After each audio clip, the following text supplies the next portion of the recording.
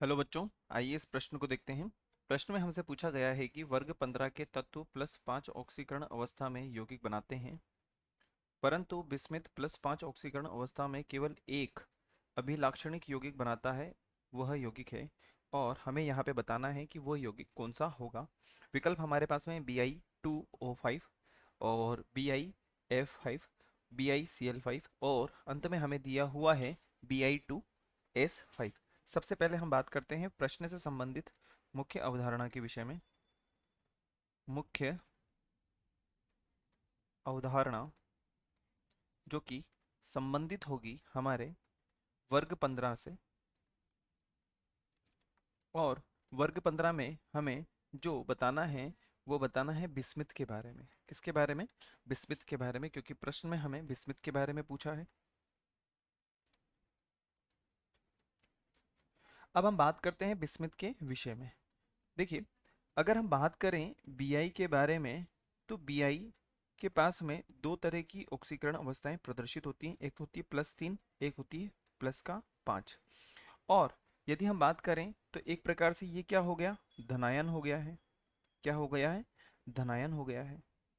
और धनायन होने की वजह से अगर हम बात करें, क्योंकि प्रश्न में हमें क्या बोला गया है कि +5 की स्थिति को लेकर के चलना है ऑक्सीकरण में, तो ये जो ऑक्सीकरण अवस्था होगी ये हम कह सकते हैं कि उच्चतम ऑक्सीकरण अवस्था है। कैसी अवस्था है बच्चों? ऑक्सीकरण अवस्था है उच्चतम। और इस परिस्थिति में अगर हम बात करें तो इसके साथ में जो क्रियाशीलता के लिए बात करें तो वो कैसा होना चाहिए? अधिक क्रियाशील होना चाहिए। अधिक क्रियाशील होना चाहिए। साथ ही साथ हम बात कर सकते हैं, और विद्युत ऋणता का यदि हम बात करें तो वो अधिक विद्युत ऋणी होना चाहिए। अधिक अधिक विद्युत ऋणी होना चाहिए। अधिक विद्युत ऋणी होना चाहिए। और साथ ही साथ आकार में कैसा होना चाहिए? आकार में छोटा होना चाहिए। होना चाहिए। अब हम बात करते हैं यहाँ पर दिए गए विकल्पों के बारे में।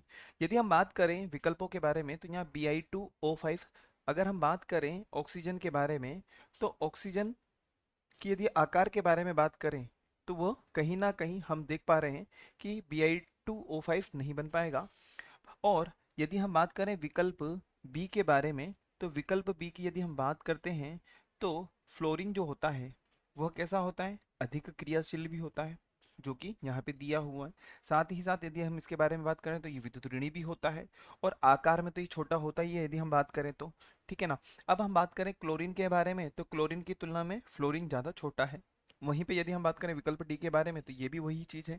तो हम कह सकते हैं कि विकल्प बी जो है वह पूर्ण रूप से हमारे प्रश्न की मुख्य अवधारणा की अनुपालना कर रहा है। अतः विकल्प